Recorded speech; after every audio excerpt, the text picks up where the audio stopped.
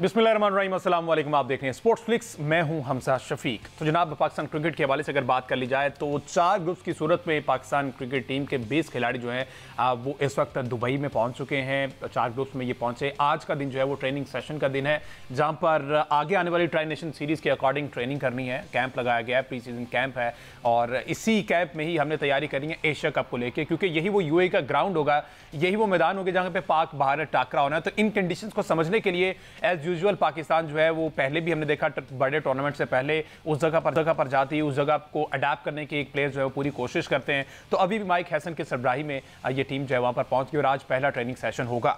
लेकिन साथ ही साथ खबर ये है कि आईसीसी जो वनडे रैंकिंग जारी करते कल के रोज जारी हुई है, उसमें बाबर आजम ओडीआई रैंकिंग में दूसरे नंबर पर है और नंबर 1 पर विराजमान है टीम भारत के शुभमन गिल, जो कि रेड बॉल क्रिकेट के उनके कप्तान भी हैं। बहरहाल इसमें अफसोस की खबर यह है कि जनाब कोई भी पाकिस्तानी फास्ट बॉलर या स्पिन बॉलर टॉप 10 बॉलर्स में शामिल नहीं है। कोई भी ऑलराउंडर आपने ज़हन में रखना है, क्योंकि मोहम्मद नवाज को एज ऑलराउंडर हम हर सूरत हर जगह ले जाते हैं।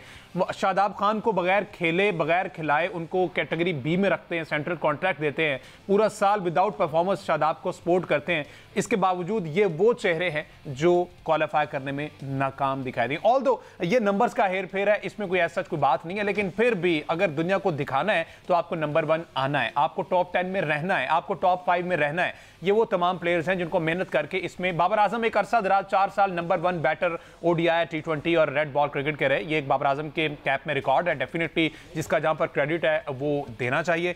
बहरहाल ना बॉलिंग ना बैटिंग ना ही ऑलराउंडर परफॉर्मेंस मस हुआ एक बाबर आजम। अफसोस की बात यह है कि हमारे ओडीआई के जो कप्तान है मोहम्मद रिजवान, वो जनाब 26वें नंबर पर चले गए, 5 दर्जे तनजली के बाद 27वें नंबर पर चल गए। और जो हमारे प्रीमियम फास्ट बॉलर हैं वो 2 दर्जे तनजली के बाद 16वें नंबर पर चले गए। ठीक है, ये आपने फिगर जो है ये जहन में रखने। इसके बाद हमने बात करनी है कि जनाब साथ ही साथ टैलेंट हंट की बात कर ली कि अब स्कूल लेवल से हम टैलेंट हंट जो स्टार्ट करने जा रहे हैं, जो कि एक ग्रेट इनिशिएटिव है। यूथ डेवलपमेंट प्रोग्राम के जो हेड हैं अजहर अली साहब, शायद ही उनका या पीसीबी का है, जिसमें ये सारे मामला जो हैं पाकिस्तान क्रिकेट की बेहतरी होनी चाहिए चाहे किसी भी प्लेटफॉर्म से। उसके अलावा फुटबॉल पर थोड़ी सी बात करेंगे। उसमें हमने देखना है कि मोहम्मद सलाह ने एक मरतबा फिर फ़लस्तीन और गज़ा के हक़ में एक बड़ा जज्बाती सा वीडियो पैगाम जारी किया है। पूरी दुनिया उनके उस पैगाम को सराह रही है, और इतने बड़े प्लेटफॉर्म पर इतना बड़ा प्लेयर जब इस तरह की आवाज़ बुलंद करता है तो डेफिनेटली उसका असर पूरी दुनिया पे पड़ता है, उसके हक़ में आवाज़ें उठना शुरू होती हैं। इसी तरह जिसकी जहाँ तक पहुँच है, जिसकी जहाँ तक आवाज़ जाती है, उनको गज़ा और फ़लस्तीन के लिए आवाज़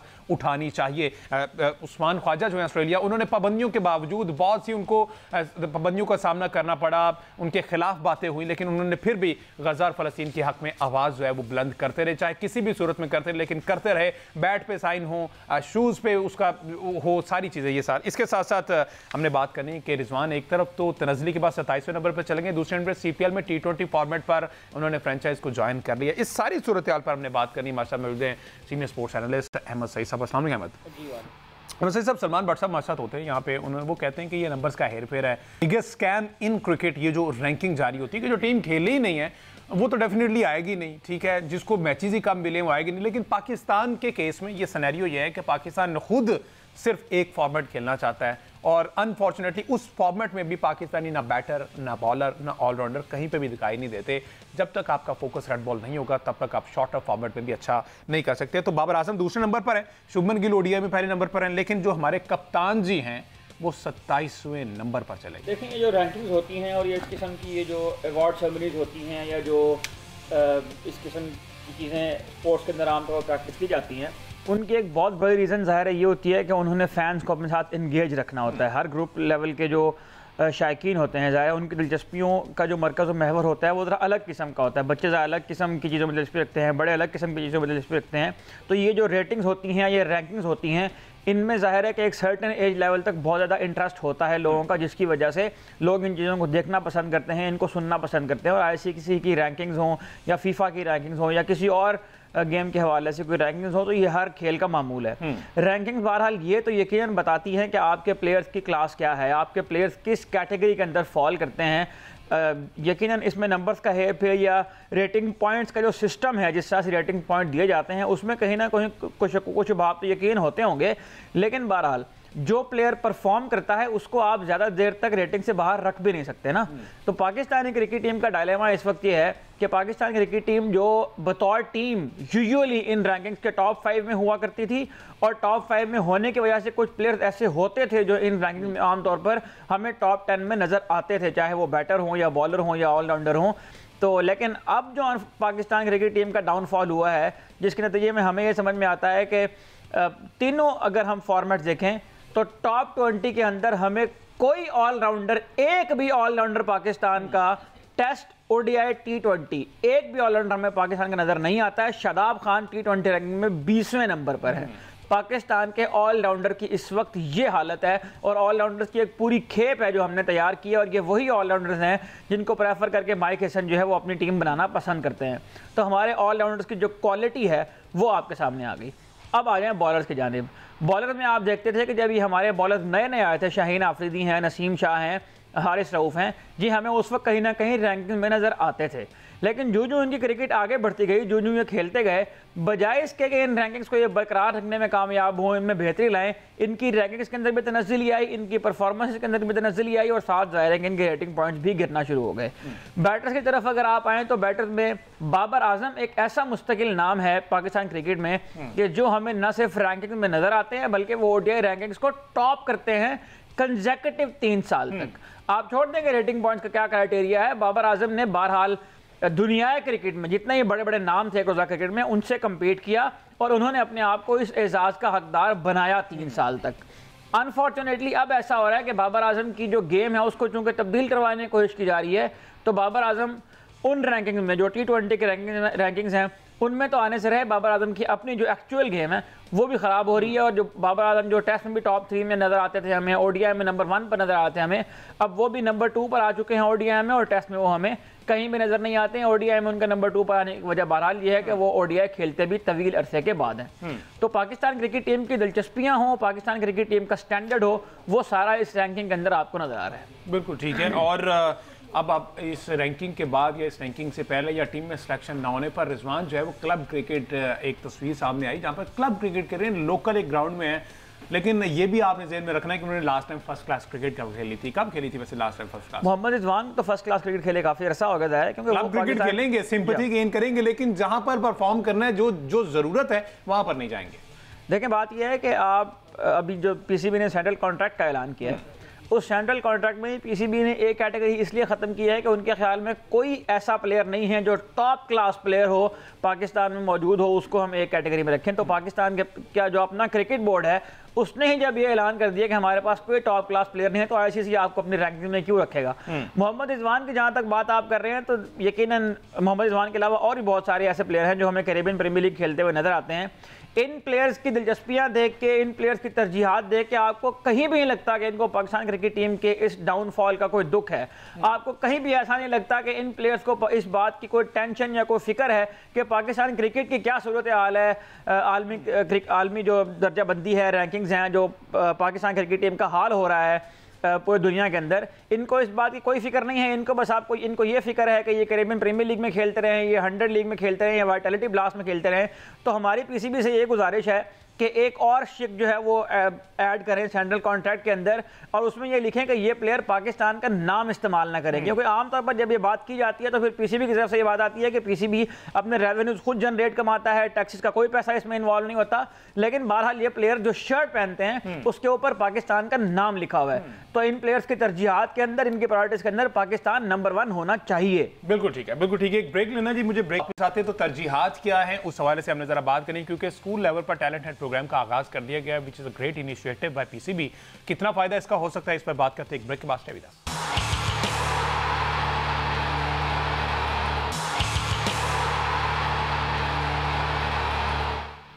वेलकम बैक जी। बात हो रही पाकिस्तान क्रिकेट के हवाले से, तो जिस तरह से हमने सेंट्रल कॉन्ट्रैक्ट की बात की और इसके साथ साथ ओडीआई रैंकिंग्स की बात की, अब जो सूरत हाल है वो पीसीबी को बिलाखिर ख्याल आ गया। ये एक ज़माने में ये हुआ करता था, एक ट्रेंड हुआ करता था और ये प्रॉपर उस रोड मैप का हिस्सा हुआ करता था। स्कूल लेवल से, ग्रास रूट लेवल से प्लेयर्स को लाया जाता था, उन बच्चों को ग्रूम करके फिर वो पाकिस्तान क्रिकेट टीम को रिप्रेजेंट करते थे, पूरी दुनिया में पाकिस्तान का नाम रोशन करते थे। लेकिन ये फिर ट्रेंड खत्म हो गया कहीं ना कहीं। इवन ना सिर्फ ये ट्रेंड बल्कि अब तो फर्स्ट क्लास क्रिकेट और डिपार्टमेंटल क्रिकेट को खत्म करने की कोशिश की कि सिर्फ और सिर्फ क्रिकेट को जो है वो सिर्फ एडवर्टीजमेंट की हद तक इस्तेमाल किया जाए, पैसा आना चाहिए, टैलेंट गया बाहर में। तो बहरहाल स्कूल लेवल पर अब शुरू हो गया काम, जिसमें यूथ जो डेवलपमेंट प्रोग्राम के हेड अजहर अली हैं, उनकी सरबराही में डेफिनेटली ये होगा। पीसीबी ने ये इनिशिएटिव लिया है। एमसी साहब, ये बहरहाल पीसीबी ने 40 ओवर्स का ये ओडीआई क्रिकेट मैच खेला जाएगा और इसमें कैटेगरीज डिसाइड कर देगी, अंडर 17, 13, 15 की। अब मजीद क्या डिटेल्स हैं वो ज़रा शेयर कर दें। इसमें सबसे पहले तो मैं मुबारकबाद पेश करता हूँ स्पोर्ट्स फ्लिक्स के जो सारे हमारे दोस्त हैं, आपको मुबारकबाद पेश करता हूँ कि आखिरकार आप लोगों की सुनी गई, आप यहाँ बैठे। कल भी हम इसके ऊपर बात कर रहे थे, तो लगता है कि पीसीबी ने आपका शो जो है वो सुनना शुरू कर दिया है। पाकिस्तान क्रिकेट बोर्ड ने स्कूल्स में टैलेंट हंट प्रोग्राम का जो है वो ऐलान किया है, जिसके तहत 39 अजला के 400 से ज़ायद स्कूल में पीसीबी जो है वो ट्रायल्स लेगा। ये 60 कोचेज़ मुकर्रर किए गए हैं जो एक ट्रायल लेंगे, और इसमें 40 ओवर्स के मैच जिस तरह से आपने बताया है कि ये करवाए जाएंगे। और इस टूर्नामेंट के टॉप परफॉर्मर जो है वो पीसीबी के अंडर 15 और अंडर 17 कैटेगरीज में शिरकत करेंगे। ये तफसीलात हैं जो सारे सामने हैं। पीसीबी इसको खुद फंड करेगा। साथ ही पीसीबी ने कहा है कि 160 से ज़ायद स्कूल में वो ग्राउंड भी आबाद करेगा। तो एटलीस्ट सोचना शुरू तो उन्हें कर दिया है। तो ये बहुत अच्छा एक इनिशिएटिव है, इसकी हम तारीफ़ तो करते हैं। लेकिन साथ साथ अगर आप देखें तो इसमें आपको फिर अगेन वही बात नज़र आएगी कि यहाँ पर भी जो मैचेस हो रहे हैं वो 40 ओवर्स के हो रहे हैं। हालांकि जो स्कूल क्रिकेट हुआ करती थी, आपने सलमान भट्ट साहब का भी हवाला दिया, उनसे भी अगर आप पूछें तो वो जिस चीज़ के थ्रू वो नर्चर होकर आए हैं, स्कूल क्रिकेट जो है वो 2 दिन की या 3 दिन की हुआ करती है। कम से कम 2 दिन की स्कूल क्रिकेट इसलिए ज़रूरी है कि जिस उम्र के बच्चे स्कूल क्रिकेट खेल रहे हैं उनकी ये उम्र है जिसमें उनकी मसल मेमोरी को बिल्ड करना है। अगर उनकी मसल मेमोरी बिल्ड होगी अराउंड लॉन्गर फॉर्मेट, तो वो ज़्यादा देर पा और ज़्यादा पायदार स्किल पैदा करेगी उनके अंदर। और अगर ये 40 ओवर या 20 ओवर की क्रिकेट की गिट पैदा होगी, तो अगेन वो जो पीजीएल वाला एक कॉन्सेप्ट जो लेकर आए थे रमीज राजा साहब, उस पीजीएल से कोई प्लेयर पाकिस्तान को नहीं मिला। उस पीजीएल का पाकिस्तान को कोई फायदा नहीं हुआ, इसलिए कि उनका जो स्किल सेट था वो कंप्लीट नहीं हुआ। तो इस तरह अगर पीसीबी ने ये काम करना है, स्कूलों में टैलेंट हंट प्रोग्राम का आगाज़ कर दिया, अच्छी बात है, इंफ्रास्ट्रक्चर लेकर आएंगे। अभी तो खैर ऐलान है, उम्मीद है कि ये हो भी जाए। तो इसमें जो तवज्जो होनी चाहिए वो इस बात पर होनी चाहिए कि लॉन्गर फॉर्मेट क्रिकेट खिलाएं। एक दिन एक टीम बैटिंग करे, अगले दिन दूसरी टीम बैटिंग करे, इस तरह की बात भी हो सकती है। ये भी हो सकता है कि 2 इनिंग्स के मैच करवाए जाएं 3 दिन के, ताकि उनकी जो मसल मेमोरी बिल्ड होनी है वो लॉन्गर फॉर्मेट के लिए बिल्ड हो। और फिर लॉन्गर फॉर्मेट से जब आप बच्चे को इवॉल्व करके शॉर्टर फॉर्मेट की तरफ लाते हैं, क्योंकि बेसिक्स उसकी एड्रेस हुई होती हैं, उसका स्किल सेट कंप्लीट होता है, तो आसानी होती है लॉन्गर फॉर्मेट से शॉर्टर फॉर्मेट में लेकर आने में। इस उम्र में अगर आप शॉर्टर फॉर्मेट के मुताबिक छक्के चौके मारने वाली या हार्ड हिटिंग करने वाली उसकी मसल मेमोरी बना देंगे, तो वहाँ से फिर इवॉल्व करके लॉन्गर फॉर्मेट की तरफ आना उसके लिए उस एज में बहुत मुश्किल हो जाएगा 19 साल के बाद या 20 साल के बाद। तो ये अच्छा इनिशिएटिव है, इंफ्रास्ट्रक्चर बनेगा इससे, और कोचेज और जो प्लेयर्स की दस्तयाबी है इसके प्रोसेस को स्पीड अप किया जाएगा। के बाद ये दोबारा से हम स्कूल क्रिकेट की तरफ वापस आए, क्योंकि एक टाइम पे हमने देखा रमीज राजा के टाइम पे पीजीएल तो करवा देगी, लेकिन उस टाइम भी स्कूल लेवल पर उतना फोकस नहीं किया गया कि हम ग्रास रूट लेवल से एक बच्चे को तैयार करें, उसको पूरा फुली प्रिपेयर करके देन फिर अंडर 13, 15, 17, 19। देखिए स्कूल्स के टूर्नामेंट तो रमीज राजा साहब के ज़माने में भी हुए थे, स्कूल लेवल के टूर्नामेंट थे, उसमें मुख्तलिफ स्कूल आकर शरीक होते थे। लेकिन जाहिर है कि इसका कोई पायदार किस्म का ऐसा सिस्टम नहीं है कि बच्चा स्कूल से में परफॉर्म करे, उसके बाद वो जो अंडर 14, अंडर 15, अंडर 17 ग्रुप्स के अंदर आया और उसके साथ वो एक ग्रुप के तहत सर्टेन कोचेस के तहत के अंडर काम करते हुए वो मुख्तलिफ रैंक्स के थ्रू जो है वो ऊपर अंडर 19 तक आए और फिर ए टीम में और फिर पाकिस्तान की टीम में आए। ये कभी कभी किसी को ख्याल आता है, फिर वो टूर्नामेंट करवाते हैं, उसके बाद ये बैठ जाते हैं। फिर यानी आप यूँ कह लीजिए टूर्नामेंट होता है, लेकिन उसका फल समेटने का जो मरहला होता है उसमें आमतौर पर सुस्ती का मुजाहरा किया जाता है, क्योंकि इतनी देर में या तो हुकूमत तब्दील हो जाती है या फिर पीसीबी की मैनेजमेंट बदल जाती है, मैनेजमेंट ने जिन मेंटोर्स और जिन कोचेस को रखा होता है वो तब्दील हो जाते हैं। इसलिए ज़रूरी ये है कि जो भी कोचिंग का प्रोसेस है, जो भी एक उन्होंने बनाना है इसका सिस्टम, इसमें जो कोचेस रखे जाएँ वो तवील अरसे तक एक सर्टेन ग्रुप ऑफ प्लेयर्स के साथ काम करें, ताकि उनका माइंडसेट उनके साथ अलाइन करे। इस तरह ही आप अगर राहुल द्रविड़ की पूरी स्टोरी उठाकर देख लें भारत के साथ, इससे पहले लवेवियस लक्ष्मण हैं, गौतम गंभीर जिस तरह से आ रहे हैं, इन सारों की अगर आप स्टोरी उठा के देखें तो आपको ये लगेगा कि सारे वो प्लेयर हैं जिनके साथ ये मुख्तलिफ लेवल्स के ऊपर काम कर आए हैं, और उन्हीं के साथ फिर जाते जाते राहुल द्रविड़ जो है वो वर्ल्ड कप जितवा कर गए। T20 का इंडिया की टीम के लिए। तो ये बहुत अच्छा इनिशिएटिव है, लेकिन इसमें एक बात हमने ये कर दी कि इसको लॉन्गर फॉर्मेट। दूसरी बात यह है कि जो कोचेज आप इसके लिए हायर कर रहे हैं, उन कोचेस को हायर करने का क्या आपके पास क्राइटेरिया है, उन कोचेस को कौन हायर करेगा और उन कोचेस का क्या एक्सपीरियंस होगा। वो कोचेस जो है पहले ग्रास रूट में कहीं काम कर चुके हैं या नहीं कर चुके हैं, वो बच्चों को आकर क्या एड्रेस करेंगे। मुझे तो लगता है कि ये जो पाकिस्तान का इस वक्त का जो सिस्टम है, इसमें ज़्यादा मसला शायद यही है कि कोचेस जो प्लेयर्स को चीज़ें डिलीवर कर रहे हैं वो शायद हम आहंग नहीं है, वो सिंक्रोनाइज नहीं है इंटरनेशनल क्रिकेट की ज़रूरियात से।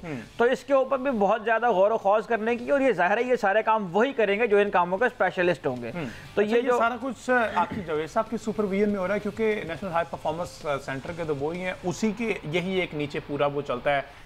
यहीं से नीचे तक सारी चीजें जो हैं वो बताई जाती हैं कि किसने किसका क्या रोल है। देखिए आगे जावेद साहब तो जाहिर है बड़े आदमी हैं और वो जरा इंटरनेशनल लेवल के कोच हैं, तो वो एनसीए और नेशनल टीम तक ही महदूद रहते हैं। जो स्कूल और टैलेंट हम वाला मामला है, इसके लिए तो अजहर अली को अपॉइंट किया गया था पीसीबी में, लेकिन इस प्रेस रिलीज के अंदर भी अजहर अली का नाम कहीं पर नहीं लिखा गया। डायरेक्टर डोमेस्टिक ने जो है वो अपनी जो प्रेस रिलीज है वो उन्हें जारी की हुई है इसके अंदर। तो आई डोंट नो ये किसके अंडर होगा डायरेक्टली, और अगर डायरेक्टली किसी क्रिकेटर के अंडर होना है तो फिर इसका जाहिर है कि ज़्यादा फायदा होगा, क्योंकि एक क्रिकेटर ही ये समझ सकता है जो इन मुख्तलिफ एज ग्रुप से खुद परफॉर्म करके और खेल कर आया हो, वही समझ सकता है कि सिस्टम को इस तरह से डेवलप किया जाए। इनिशिएटिव लिए गए, एक स्ट्राइक फोर्स बनाई थी, कल भी हम उस पर बात कर रहे थे, क्योंकि अब्दुल रज़ाक जो है वो बड़े सेटिस्फाइड दिखाई दिए इसमें। तो उस स्ट्राइक फोर्स से इसमें कौन सा ऐसा प्लेयर है जिसको इसमें शामिल किया इस 20 स्क्वाड में, या फिर वो जो एक टोला जो हमारा क्लब क्रिकेट सेकंड टीम से खेलने गया हुआ है, वहां पर सेंचुरी स्कोर करके बैट लहराए जा रहे हैं। उसमें मोस्टली पाकिस्तान ए और पाकिस्तान शाहीन्स के प्लेयर थे जिनको उन्होंने उन स्ट्राइक फोर्स कैंप में रखा गया था। उनके कप्तान जो हैं वो इरफान खान न्याजी, वो भी उस कैंप का हिस्सा थे। तो मोस्टली वो लड़के थे जो उस कैंप के अंदर शामिल हुए थे, लेकिन उनमें से भी पीसीबी ने किसी को भी बहुत ज़्यादा यूँ कह लीजिए कि लिफ्ट नहीं कराई। ना उनको एशिया कप के स्क्वाड में शामिल किया गया है, ना ही उनको जो है वो सेंट्रल कॉन्ट्रैक्ट में किसी को रखा गया है। आपकी ये टीम में कप्तान भी सेंट्रल कॉन्ट्रैक्ट का हिस्सा नहीं बन पाया है। तो अब्दुल रज़ाक साहब ने जो कैंप करवाया था उसके लड़के अभी उस प्रोसेस में हैं, हो सकता है कि वो आने वाले 6 महीनों में इस टीम का हिस्सा बन जाए। Hope for the best. एक ब्रेक लेते जी, ब्रेक के बाद जब वापस आते हैं जरा बात करते हैं कि इंडियन टेस्ट के बाद जो है अब लाले पड़ गए फिटनेस के, उनको बड़े मसले मसाइल फास्ट बॉलर्स में दिखाई दे रहे हैं। हालांकि वर्कलोड मैनेजमेंट में बुमराह को 2 मैच खिलाया गया, 3 मैच खिलाया गया, रेस्ट के 2-3 मैचेस का करवाया गया। इस तरह से करके इसके बावजूद जो है वो उनको फास्ट बॉलर में कोई कमियां कोताहियां, और अब बड़ा मुश्किल किस्म का एक टेस्ट लाया जा रहा है, उस पर बात करते हैं एक ब्रेक के बाद। Stay with us. Welcome back जी। डिस्कशन हमारी जारी है। अब थोड़ी सी बात कर ली जाए जो भारतीय फास्ट बॉलर्स को फिटनेस मसाइल का सामना आ रहा है, और उस मसाइल को देखते हुए उन्होंने एक नया टेस्ट मुतारिफ कराया। इससे पहले हमने योयो टेस्ट के बारे में तो सुना, वो तमाम ममालिक के प्लेयर्स हैं वो योयो टेस्ट देते हैं। हमने पाकिस्तान के प्लेयर्स को भी योयो टेस्ट देते हुए देखा, इंडिया में भी ऐसी है। लेकिन अब एक ब्रोंको टेस्ट नामी एक टेस्ट मुतारिफ करवाया जा रहा है, जिसमें खिलाड़ियों की फिटनेस को बेहतर करने के लिए ये टेस्ट लिया जा रहा है, और ये तमाम के तमाम जो हैं इसमें तमाम जो प्लेइंग 11 है और दीगर स्क्वाड का हिस्सा है, उनको सबको इसमें आना पड़ेगा। और अच्छी चीज़ ये है कि हमेशा की तरह बढ़ चढ़ कर हिस्सा ले रहे हैं, ना सिर्फ उनके वो प्लेइंग 11 और वो स्क्वाड, बल्कि दीगर जो भी बेंच पर हैं उनकी भी ख्वाहिश है कि हम ये टेस्ट दें ताकि मजीद अपनी फिटनेस को इम्प्रूव कर सकते हैं। तो एक कहीं ना कहीं ट्रेंड सेटर इंडिया की टीम जो है वो होती हुई दिखाई देती है। अब इसका क्राइटेरिया क्या है वो थोड़ा सा मैं बता देता हूँ, उसके बाद अहमद सही से जानते हैं। इसमें करना क्या होगा कि एक सेट में बगैर रुके 20 मीटर, 40 मीटर और 60 मीटर की शटल रन लगाना होगी, और इसमें जो कामयाब हो, इसका टाइम फ्रेम 6 मिनट का दिया गया है। 6 मिनट में ये सारी चीज़ें आपने बगैर रुके कवर करनी है। अहमद सही साहब, इससे मिलता जुलता टेस्ट हमने पाकिस्तान की टीम को भी देखा, यहाँ पर भी देखा, लेकिन सलमान भट्ट साहब को इससे बड़ा मसला हुआ करता था कि एक बंदा, 2 एग्जाम्पल है, एक है शाहीन शाह अफरीदी, एक है आजम खान। डेफिनेटली इन दोनों में फ़र्क है। उस 6 मिनट में शाहीन अफरीदी पूरा कर लेंगे, लेकिन आजम खान किस तरह से करें, तो ये एक प्रॉपर प्लान करके प्लेयर बाय प्लेयर टेस्ट करवाना चाहिए। तो इंडिया भी कहीं ना कहीं वही गलती कर रहा है कि ऋषभ पंत एक तरफ टेस्ट दे रहे हैं जिनका एक्सीडेंट भी हुआ है, कुछ वो वैसे भी थोड़े से हेल्दी हैं। दूसरे एंड पर अगर आगे क्विकली मेरे ज़हन में है तो हार्दिक पांड्या फिटेस्ट क्रिकेटर हैं इंडिया की टीम में। इन दोनों का सेम कैसे हो सकता है? कैसे ये दोनों 6 मिनट में 20, 40 और 60 बगैर रुके कर सकते हैं? नहीं, इसमें मेरा ख्याल है कि थोड़ी सी अंडरस्टैंडिंग मसला हो रहा है। उन्होंने इस बात को जो है वो पर्टिकुलरली बता दिया है कि ये टेस्ट सिर्फ और सिर्फ फास्ट बॉलर्स के लिए, ठीक है। तो उन्होंने वो वाला जो ग्रुप है जिसका उन्हें टेस्ट करना है, इसको उन्हें अलग कर लिया है। ब्रोंको टेस्ट के बारे में एक बात याद रखें कि ये आमतौर पर रग्बी और फुटबॉल के प्लेयर्स के लिए होता है। इसमें जो एरोबिक एंड्योरेंस है उसको चेक करना होता है। कहीं मतलब एक प्लेयर के अंदर अपनी बॉडी के अंदर फटीक पैदा किए बगैर भागने की कितनी सलाहियत मौजूद है एक ही गो में, ये चेक करने के लिए ब्रोंको टेस्ट होता है बुनियादी तौर पे। इसमें होता ये है कि 3 इसमें जैसा शटल रन का आपने कहा है, पहले 20 मीटर भागना है, फिर वापस स्टार्टिंग लाइन पे आना है, फिर 40 मीटर भागना है, फिर दोबारा स्टार्टिंग लाइन पर आना है, फिर 60 मीटर भागना है और दोबारा स्टार्टिंग लाइन पर आना है।